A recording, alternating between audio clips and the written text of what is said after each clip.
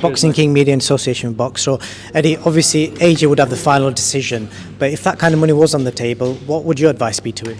My advice is many different things. It's not about the money for AJ, but when you've got an opportunity for a bigger fight a couple of months later, if AJ fights Usyk, the winner of that fight, in many people's eyes, is not the best heavyweight in the world. If AJ fights the winner of Usyk against Fury and wins, he's the best heavyweight in the world. And he might take that fight for 3 or 4 times more money than the Usyk fight. And he could have a fight to gel with his new training team. Like, there's so many things to consider.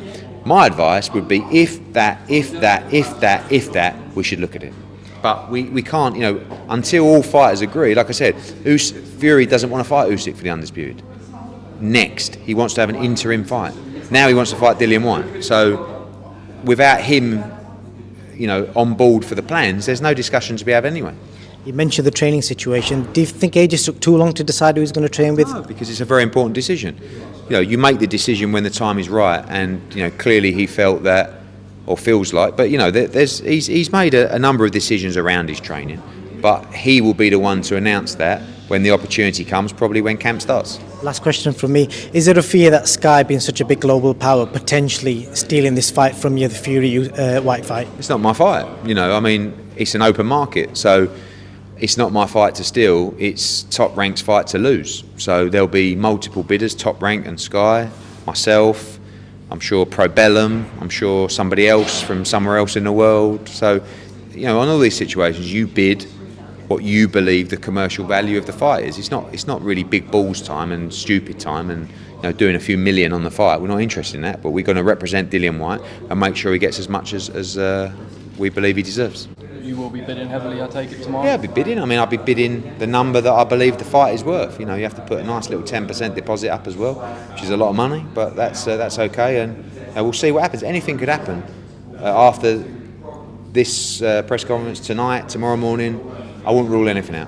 Canelo Alvarez, you've offered a 2-fight deal, Dmitry Bivol and Gennady Golovkin trilogy, PBC competing with a Charlo fight.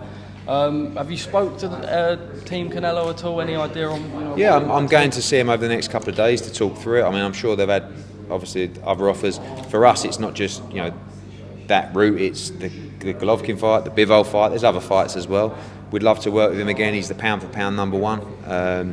And if it's something that's of interest to him, we'd love to work together on those fights. Chocolatito Martinez, unbelievable, what a fight. Yeah.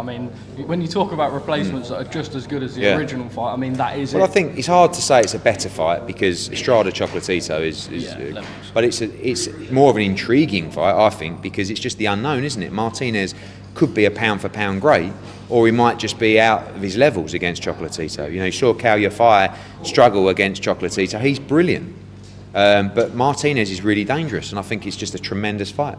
Just 2 more from me. When Gareth Davies sort of spoke about AJ potentially taking the 15 million step aside, we always knew that there was option for step aside. Was this anything groundbreaking, or just an article that sort of everyone went mad about? Because we knew that the AJ had the offer to step aside, and but it's not just about the number. And the number was wrong anyway. But it's not just about the number. It's about many different things. It's about working with a new training team and maybe getting an interim fight. It's about getting more money to fight a much bigger fight a few months later to decide who is the best heavyweight on the planet. But if AJ had no advice, he wouldn't even talk about step aside.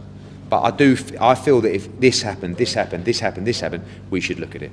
But it's irrelevant because all 4 parties would have to agree. And if certain fighters don't want certain fights, there's nothing we can do about it. Just finally from me, Tony Bellew posting videos again, training. No. People keep talking to him. I've got to ask you, would you entertain to come back? No. Yeah, listen, if he's ever going to fight again, it'll be with me. Yeah. And he ain't fighting again. Trust me. Thank you. I'll see you tomorrow. Cheers, mate.